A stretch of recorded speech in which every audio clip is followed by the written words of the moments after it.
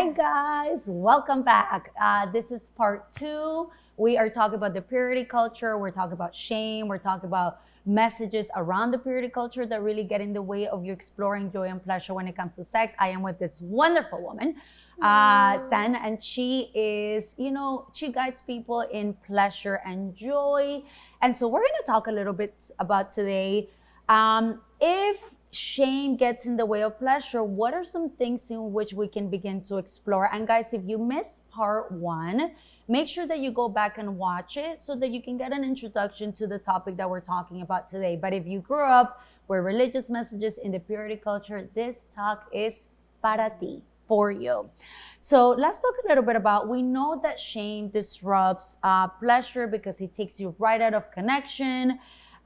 So what, as people, what I notice sometimes, and even with my couples or individuals that have grown up in the purity culture, I'm like, guys, we eventually get to the talk, especially when there's one partner that really wants to explore. So like, I really want to go to an adult store. I really want to introduce sex toys. And the other person is a little bit afraid or scared. And the shame can even show up there.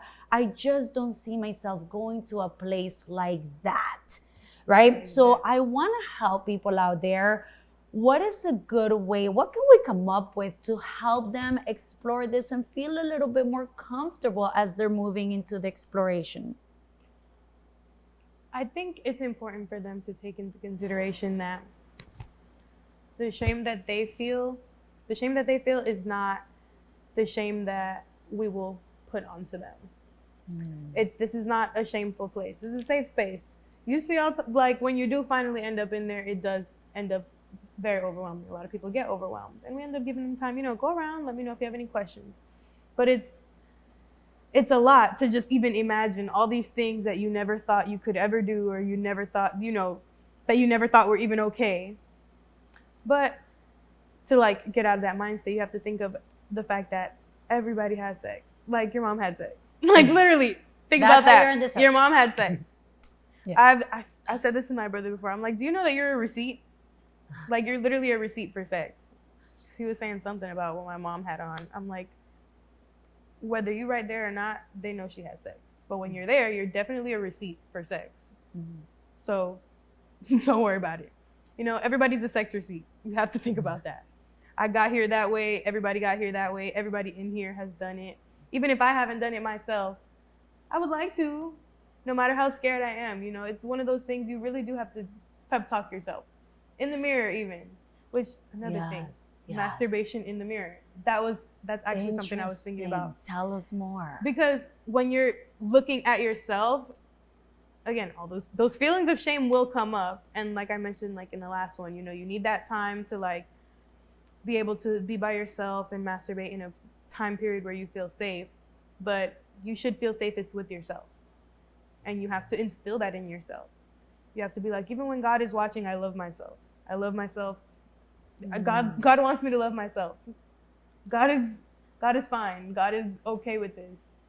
My mom had sex and God was there, and God's not mad at my mom. Everybody had sex and the world still turns. So masturbate in the mirror, however you feel it through.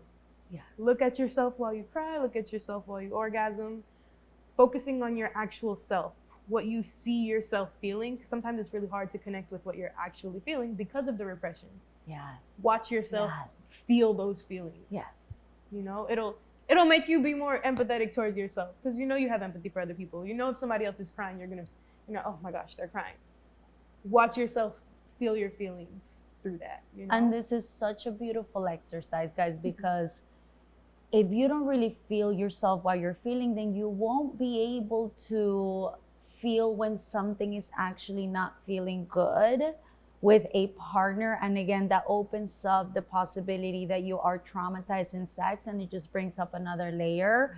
And I think we gotta remind ourselves that we are the only creatures that can have sex for pleasure, right? And this is the work of Stephanie Goldish, but she says, right, like, this is a positive feature that was intentionally placed in all of us that brings us joy and connection.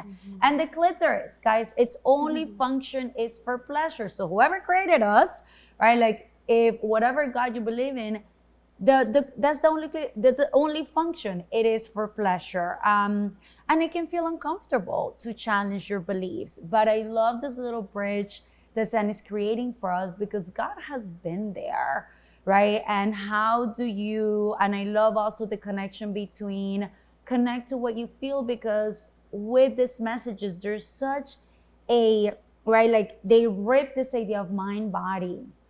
So we have to weave it and bring it together in order for people to continue to be able to explore and explore in a positive way.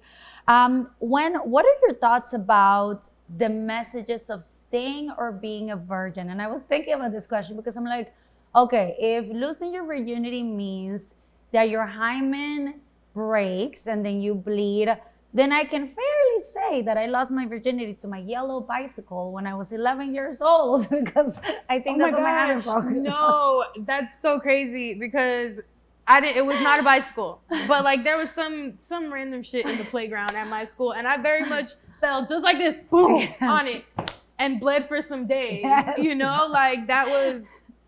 I didn't lose my virginity to anybody then. Yes. You know, so it's like that's not what it even is.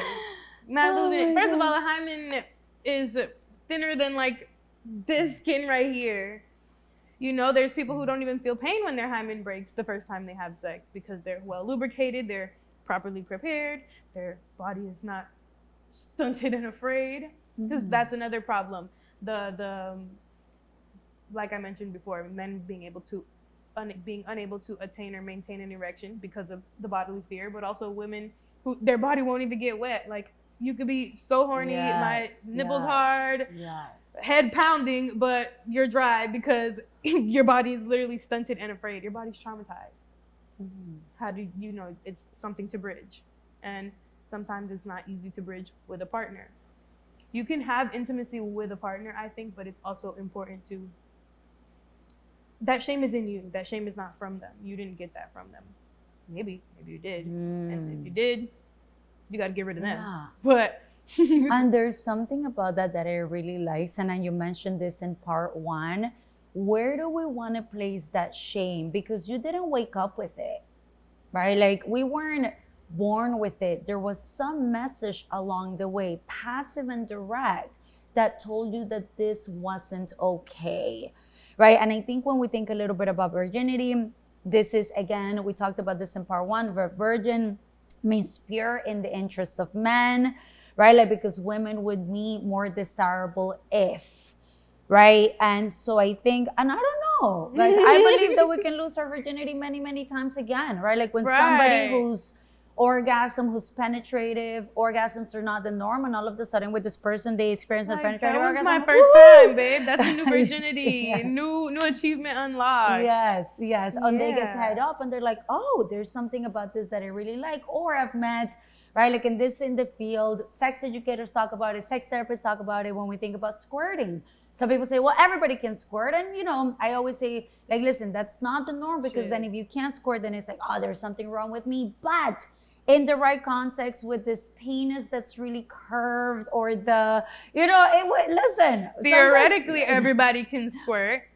Theoretically, we can try to make everybody squirt. But that's what we're getting at, the exploratory, the experience, not necessarily the end goal. That's another thing that I don't think it actually comes from purity culture, but maybe how you said like that, the bad masturbation tactic where it's fast, and then it's So in that same way, like they want everything to just be, quick and fast, and it's over.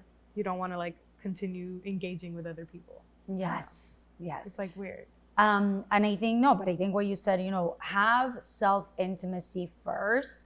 And then, going back to the squirting conversation, I think when you squirt for the first time and you're like, oh my God, I thought I could never do this, but in the right context with this person, with the right, everything that's going on, it's like, woohoo, So I don't know. I like to see it that way. You get to decide what that means for you.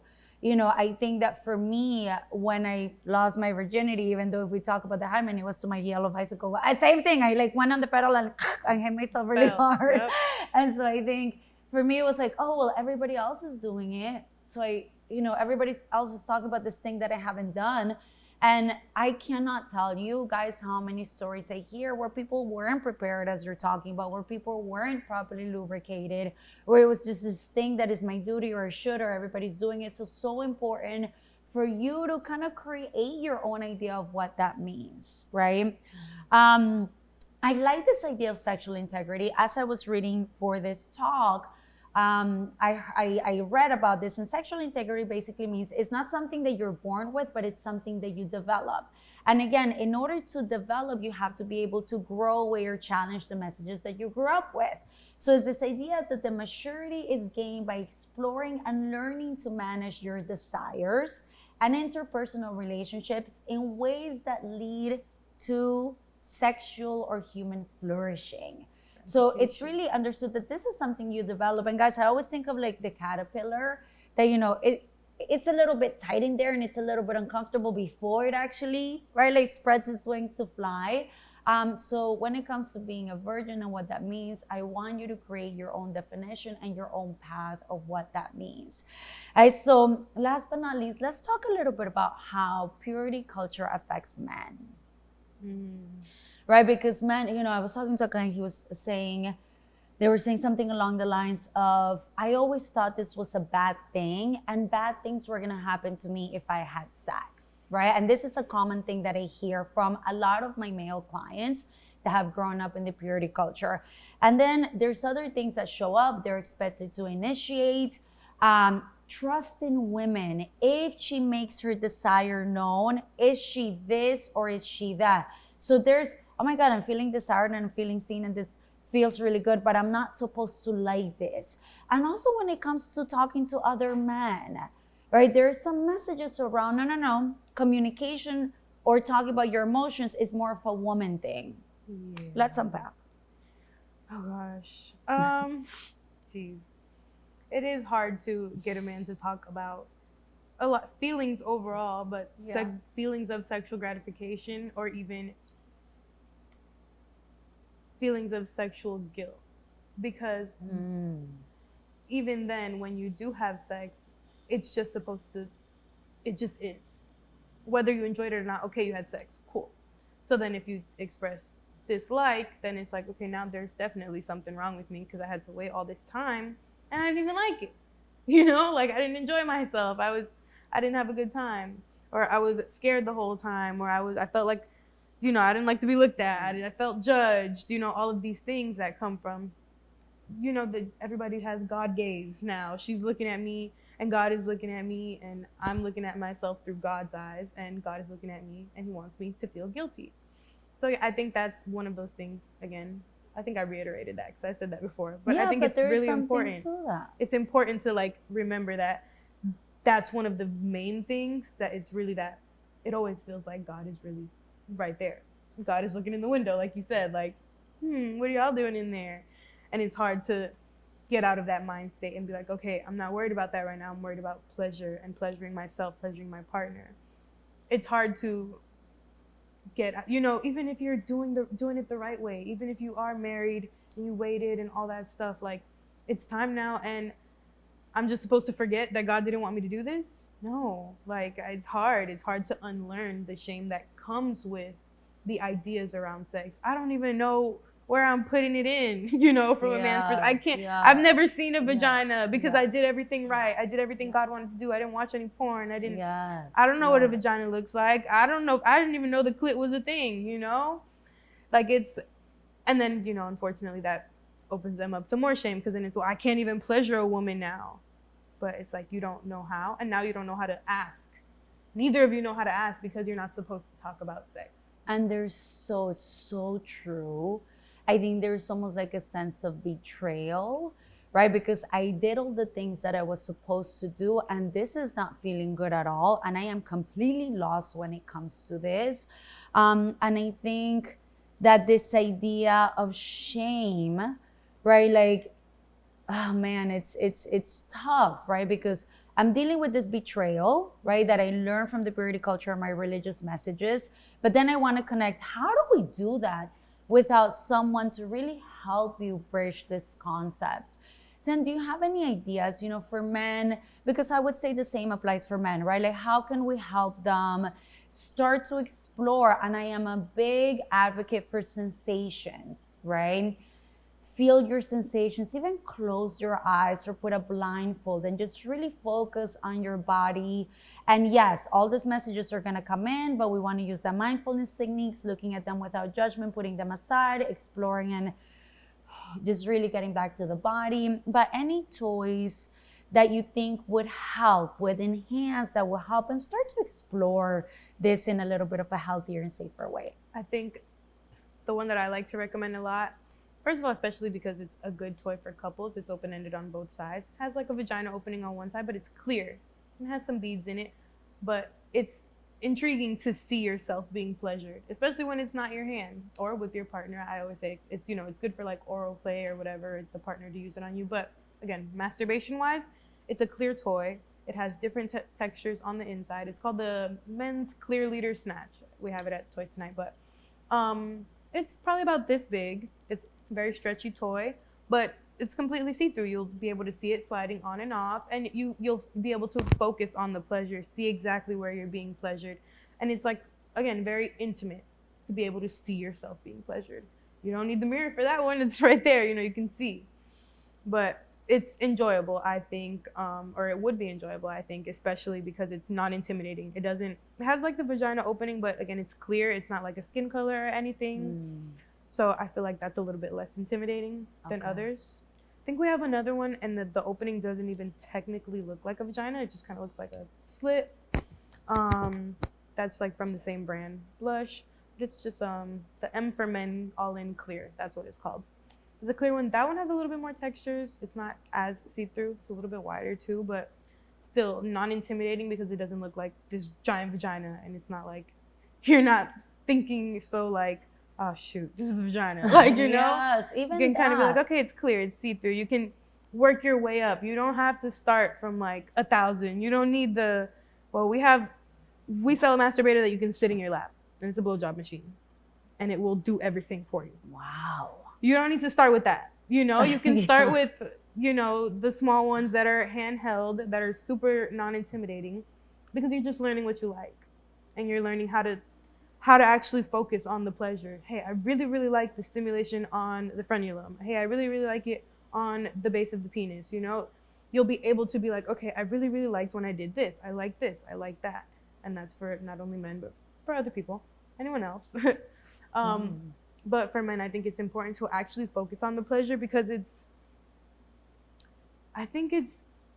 talk about men like, oh, men think with their dicks, but it's, in a way, they're also kind of very dissociated from it. Yeah.